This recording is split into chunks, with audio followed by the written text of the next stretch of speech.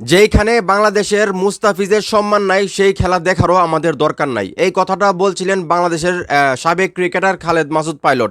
Khaled Masud pilot ভাইকে আপনারা সবাই চিনেন, উনি খুবই জনপ্রিয় একজন ক্রিকেটার এবং বাংলাদেশের ক্রিকেটে ওনার ভালো অবদান আছে। তো ওনাকে যখন সাংবাদিকরা মুস্তাফিজুর রহমানকে নিয়ে প্রশ্ন করেন যে মুস্তাফিজুর রহমানকে আইপিএল থেকে বাদ দেওয়া হয়েছে, এখন বাংলাদেশ থেকে আইপিএল এর সম্প্রচারও বন্ধ করে দেওয়া হচ্ছে, এই বিষয়ে আপনাদের মতামত কি, তখন কিন্তু উনি সরাসরি একটা কথাই বলেন, যেখানে মুস্তাফিজের সম্মান নেই সেই খেলা আমাদের দেখারও দরকার নেই।